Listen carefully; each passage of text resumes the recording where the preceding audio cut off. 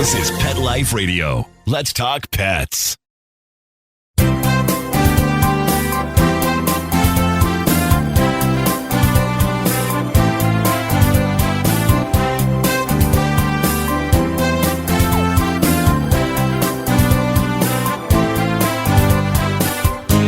And hello. You are here live with Dr. Jeff Werber.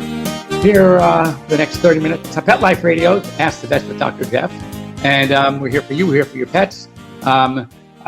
Because of the fact that I am in Mexico right now, the only way you can get a hold of me is going to be by going ahead and calling me live at 1-877-385-8882. Once again, 877-385-8882. I'm in the current trying to connect with my Zoom link, and they're having trouble collecting my live video. I think that's probably because of the fact that I'm here in Mexico. So I was hoping to have everybody join me here live, and I guess it may not happen that way, but I'm doing my best.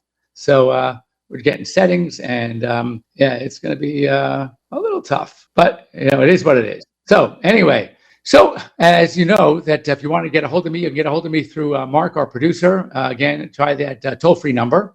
Otherwise, you can get me here on, and I said I'm trying to connect with my Zoom. Zoom wouldn't work for some reason. I think Zoom is US, and therefore we couldn't get here on Zoom in Mexico. I'm in Cabo San Lucas, thus the tan. I was going to think of doing this on the balcony, but the sun is so bright that you couldn't see the picture. I didn't want to make you jealous anyway by not being here with me, because it's really, really cool. So I'm going to continue to try to connect the video. I don't know why that happens. It shouldn't be. I mean, everything else works on video here, and I'm hooked up to the hotel Wi-Fi, so it doesn't make a difference. But what can I do? Anyway, so a couple things I wanted to discuss while we're waiting for some feedback from you as far as what you want to talk about, and we can talk about anything. So I'm going to do some my homework, and let's see if they're having trouble. I don't know why they're having trouble connecting. So a couple of stories I found that I thought were very interesting. Number one is the fewer winter daylight hours can affect our own pets, believe it or not. So first of all, dogs and cats have their own rhythm, their own what we call a circadian rhythm. So they too are affected now that the days are shorter in many places. Now, from my understanding, I may be wrong, but I think this is the last year that we're going to have standard time. I think from what I know, which is very little, is that daylight savings time is going to prevail, and none of this walking out of work at 4:30 or 4:45 and already being pitch black, which most people hate. I'd rather have the darkness in the morning. You get up early, you expect it to be dark. That's okay, but I want the daylight to last. And this getting off, I mean, literally you're driving home, it's dangerous. I find the traffic is worse because people can't see. And when they can't see, they drive like old ladies. And it's crazy. We always just say the little old lady from Pasadena.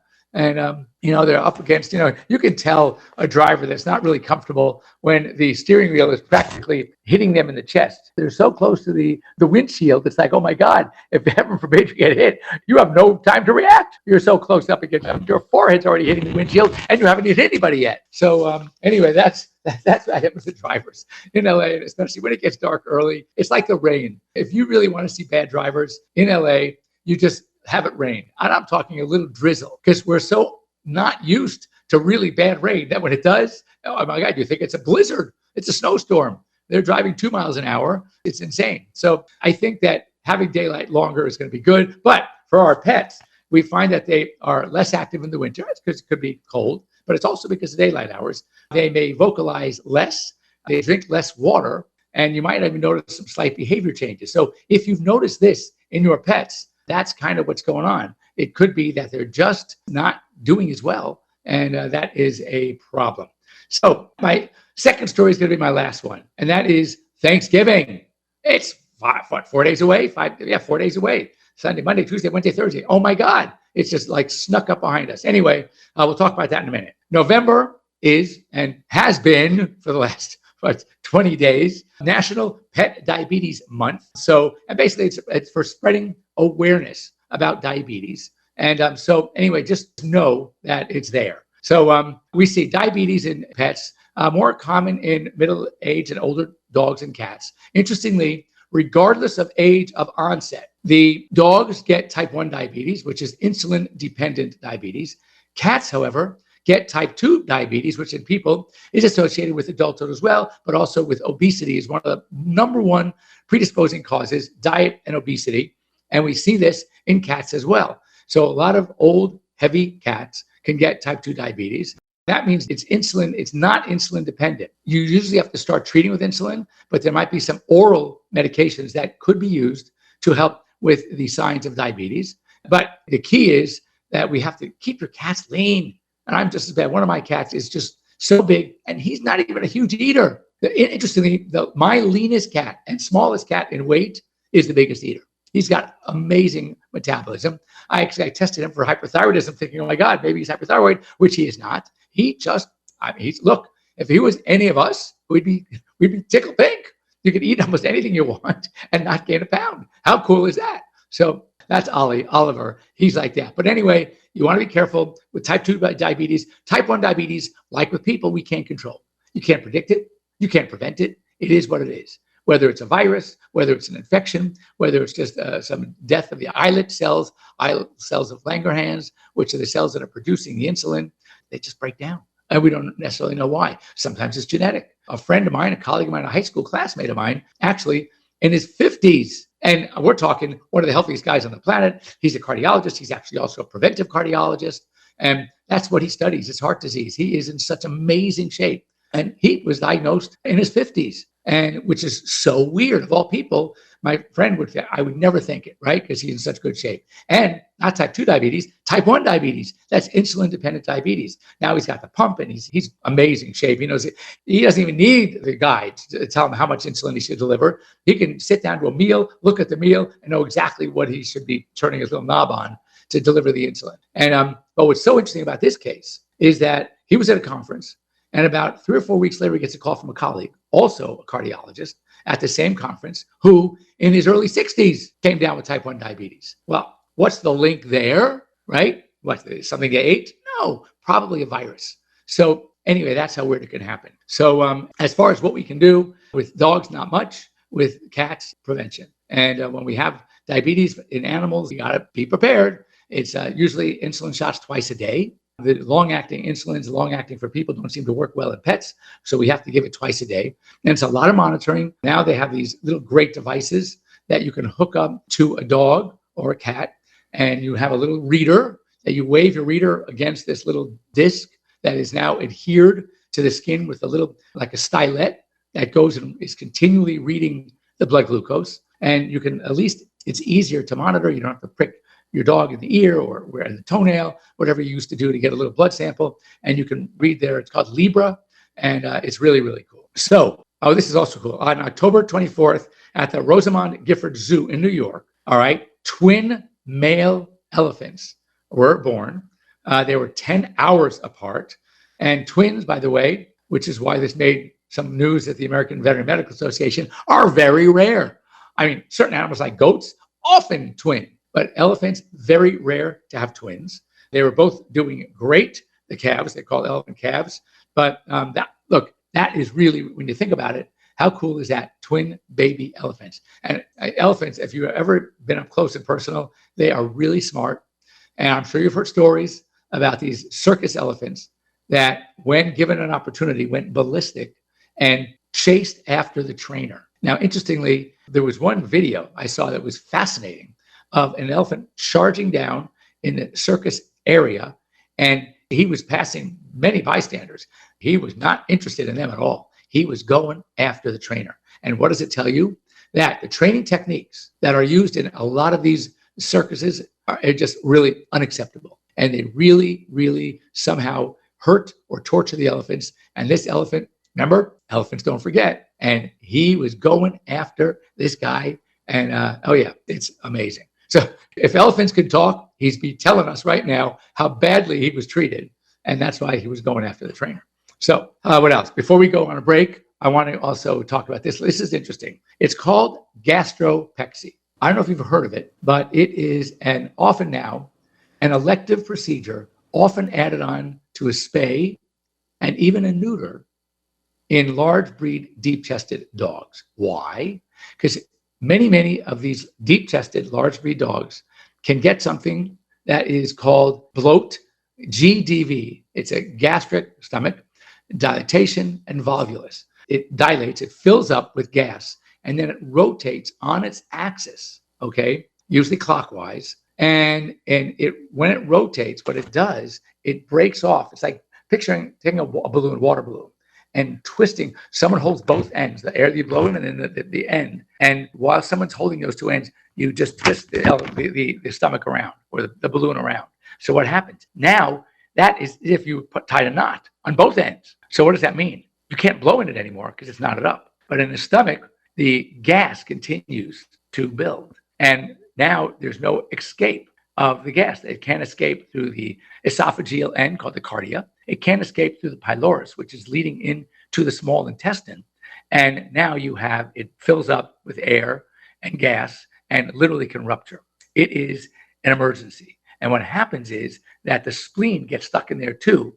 And then the blood supply to the spleen is cut off. And then you get a spleen that starts becoming just enlarged because of the blood. It comes in, but it can't go out. So it is really, really dangerous problem. Anyway, surgery, if you get to it soon enough, is the only way to fix it. You have to derotate. Oftentimes, depending on how long it took you to get in, you're going to have a lot of damage to the stomach wall. You might have to remove the spleen. It's really a huge problem. So now let's go back to Pexy. Because of that, as a preventive measure, we can do something during a spay in these dogs, or even a neuter. Spay is easier because you're already making a midline abdominal incision to access the stomach. All you have to do is advance your incision a little bit more cranially towards the front end, towards the chest. But with a male neuter, you're really working, not even going into the abdomen. So it's a little tougher to talk about, but it is preventive. So what you do is we take the right side of the stomach and we attach it to the body wall at the level of say, somewhere between the 11th and 13th rib. And that way it's adhered, it's stuck, so it cannot rotate. So it's a preventive measure that we do when we're already in surgery to prevent the possibility of bloat down the road. And if you've ever had a dog that suffered from bloat or GDV, as you know, it's potentially deadly if you don't get to it in time. And even if you do, it is a major, major surgery. And usually there are some permanent ramifications of having to do the surgery. As I said, you're doing splenectomies, which that's not terrible, but you sometimes even have to take away part of the stomach because the stomach tissue dies. So anyway, it's a huge problem. Talk to your veterinarian about it. It's an elective. To do it electively, it's called gastropexy. And if you have a large breed, deep-chested dog, especially if there's been bloat in the family, you might want to consider that. Anyway, don't go away. We'll be right back after these short messages here on Pet Life Radio's Ask the Vets with Dr. John. For those fortunate to have experienced the deep bond and unconditional love of a companion animal, the death that follows can be one of the most difficult and misunderstood losses to go through. Many times, this devastating loss goes unrecognized and trivialized by family and friends, leaving grieving pet parents struggling to find healthy ways to cope with the loss. In And I Love You Still, a thoughtful guide and remembrance journal for healing the loss of a pet, Dr. Julianne Corbin calls attention to the difficulties unique to the loss of a beloved pet and provides an interactive and compassionate guide to help you process your loss and work towards coming to a place of peace and healing. For those interested in journal therapy and looking for a professionally written and compassionate resource to help understand and reconcile the grief associated with the loss of your pet, this book is for you.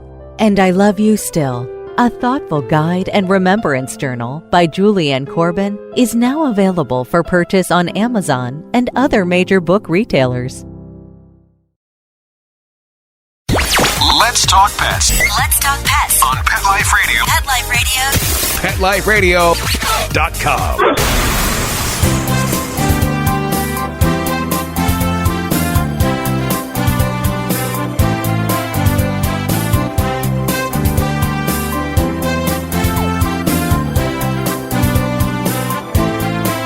Okay, so here we're live again, and finally I was able to open up my Instagram.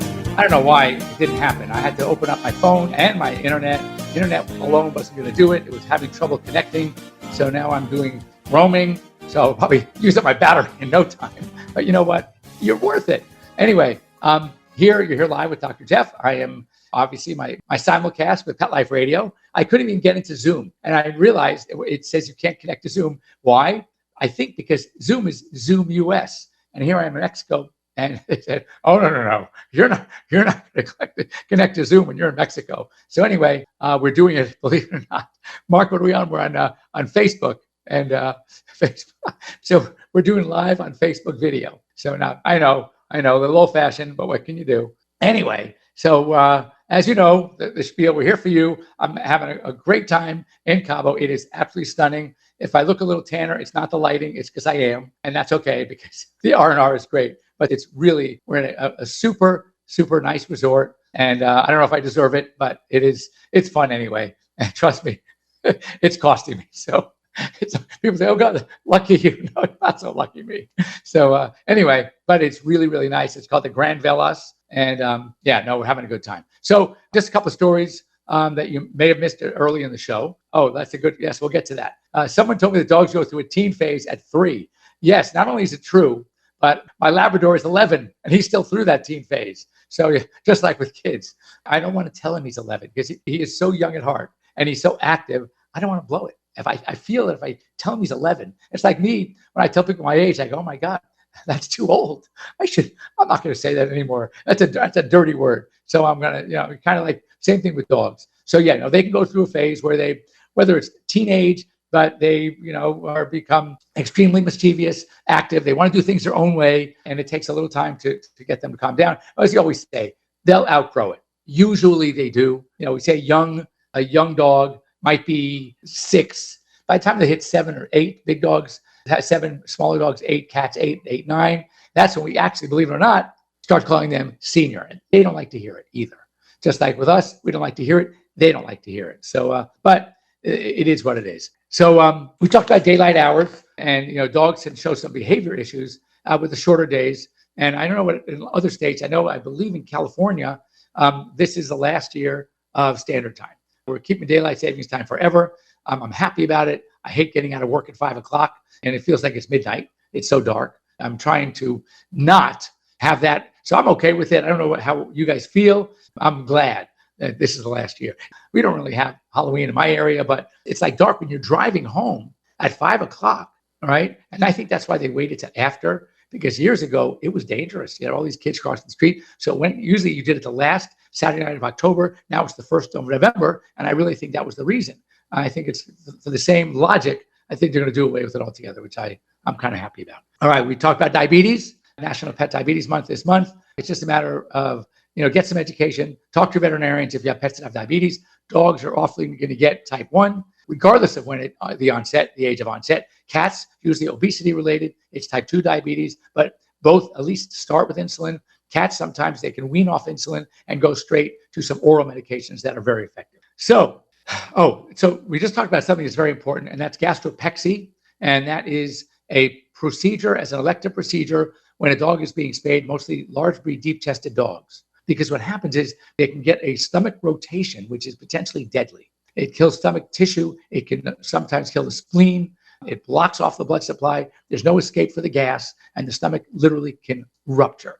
So some of the times what we recommend when we have a large breed, deep-chested dog, during a spay, we'll go ahead and pexy, basically attach the stomach, the right side of the stomach to the right body wall, and it prevents it from rotating, from turning on its axis. So something that did good. So anyway, now you're caught up. So next thing I want to talk about were a few different things before we get on to a very important Thanksgiving coming up 4 days away. So, and that is that it was a follow-up to a discussion we had last week or the week before about adopting senior pets.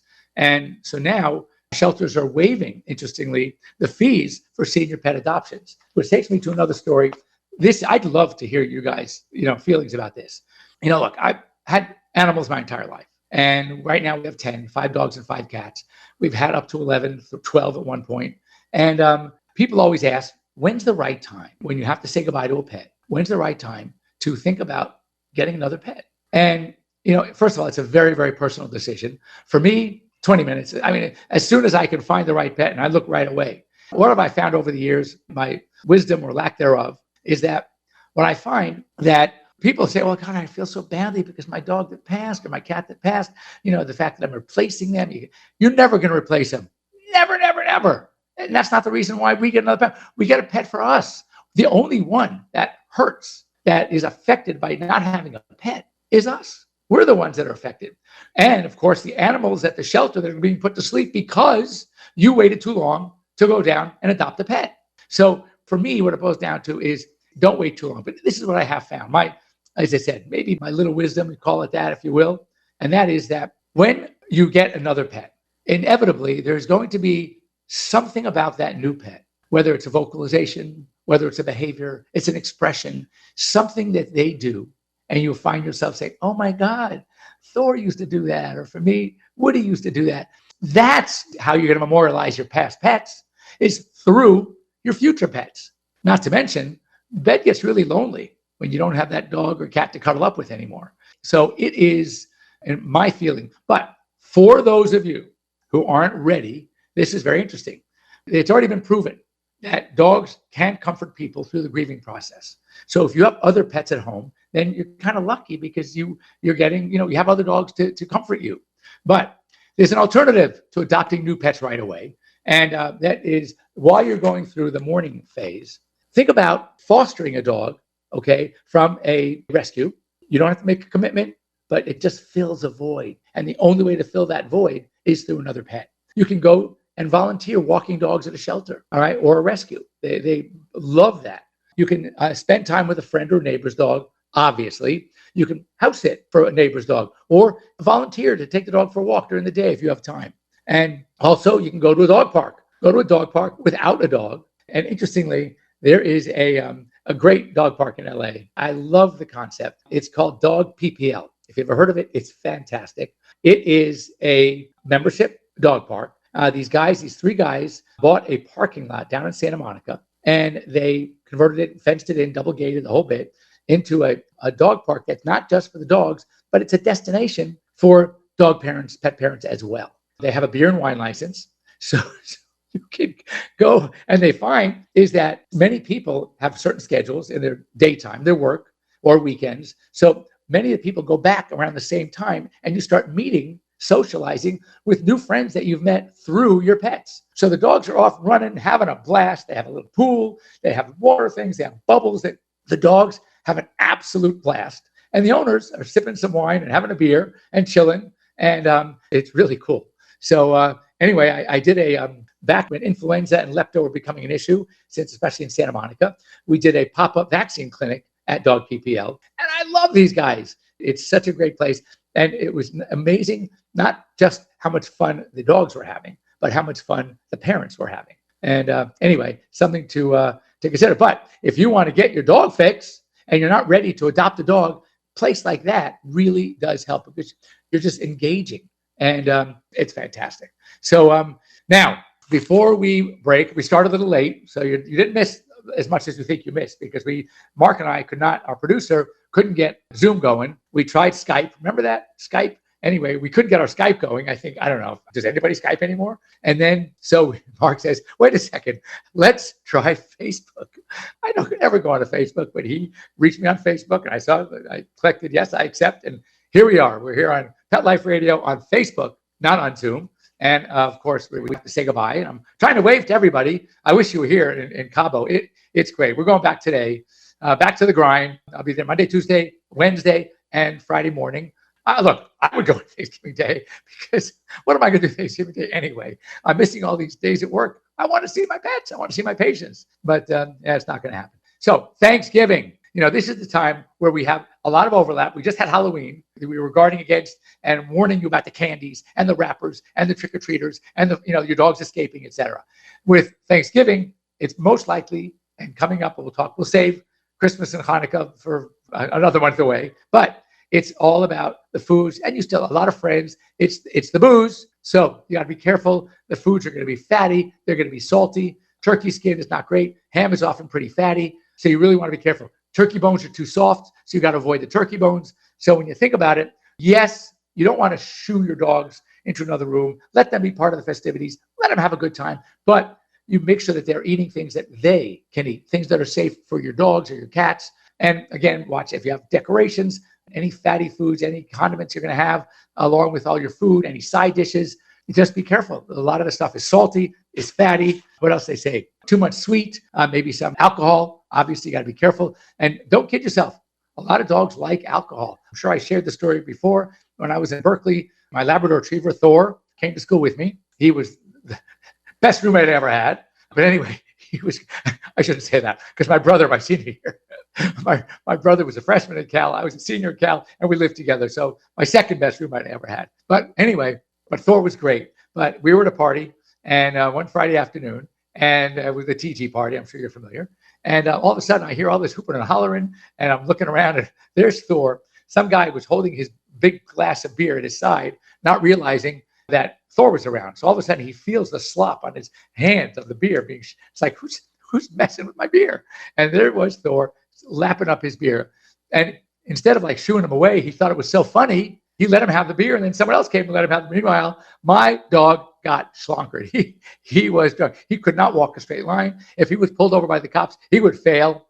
He would be DUI. And anyway, it was kind of funny, but you realize dogs do like alcohol, and alcohol poisoning is a problem. So you really, really, really need to be careful with alcohol and your pets. So anytime you're having festivities, you're having a holiday party, people are coming over, when you have all these things that are bad for our dogs, right?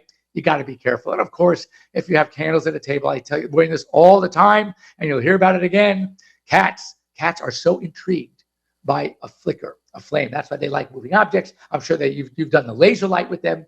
So you got to be really, really careful, because they want to touch it. And if they touch it, besides burning themselves, oftentimes they're going to sort of tip that candle over. And again, then you're looking at some trouble. So be safe. Have a happy Thanksgiving. We will be here next week on Sunday, back to my normal studio, which is my home studio, not a wonderful hotel room overlooking a gorgeous beach. If you saw, I sent some videos and pictures. I mean, this is really nice. I hope too many of you aren't jealous. You can come to a place like this too. It's really, really, really nice. Anyway, so have a great week, everybody. Stay safe on Thursday. If there are any, before we go, let me see if there are any other questions that I did not answer. I'm scrolling. Nighttime incontinence after bladder surgery removes screw bites. Okay. So if we just had bladder surgery, yes. So the bladder is going to be inflamed. And with that, there are going to be some irritation. So when the bladder gets thickened, all right, and again, with recent surgery, this is going to happen. The bladder doesn't stretch as much. So therefore, the ability to hold the urine in is affected. So they might leak a little bit after the surgery, and it hopefully should go away. Depending on when the surgery was done, I would recommend you can do some things that would, first of all, one thing you could do is, because of the surgery, because of potential infection, because of struvite stones usually have a nidus of infection, meaning it started with an infection, have that urine culture. First urinalysis, and if there are any bacteria, you want to culture, find out what the best antibiotic is, and then put the dog on antibiotics, because that might be the source of the infection right now, and thus the incontinence. And if all else fails, it's been a long time after surgery, definitely over a month, 6 weeks after surgery, so the healing should have taken place already. There's no infection. Then I would say it could be still some cystitis, which is an inflamed bladder, but I would start the dog on a urinary incontinence medication. So it's called Proin. It's phenylpropanolamine. It's the active ingredient that used to be, and if you remember years and years ago, there was a diet product, and the active ingredient was phenylpropanolamine. What it does, it strengthens the smooth muscle, the sphincter muscles of the bladder, and it tightens them up a little bit so there's less leakage. So it was called Dexatrim. I don't think you can find it on the market anymore. They took it off the market. Then they took off phenylpropanolamine off the market because apparently they thought there was some link to women and like strokes. Never materialized. Meanwhile, we used to love that drug. So anyway, now we have it back. It's a veterinary product called Pro, and it's chewable. And assuming you've ruled out all the other possibilities of a bladder inflammation, bladder infection, stones, crystals, then I would recommend trying phenylpropanolamine, PPA, Proin, to help with the incontinence. All right. If you have any more questions, Linz Clay, then you can reach me directly, and we'll be happy to talk about it. Also, let me know how long after the surgery it was. I mean, if it was within a month, it still could be surgery. But if it's more 6 weeks or more, it's probably not the actual surgery anymore. But an ultrasound of the bladder can tell us a lot. So there you go. All right. I think I hit everybody. So thank you for joining me here at Pet Life Radio and Instagram Live. Next week, back at home, we should not have these technical difficulties. So we will be, Mark will be back on our regular Zoom US, and we'll be able to have our normal simulcast, which I love having. Anyway, have a great week, everybody. Super safe Thanksgiving, and we'll see you here next, well, not here. We'll see you back home next Sunday. All right, be well. Bye. Let's Talk Pets, every week on demand, only on PetLifeRadio.com.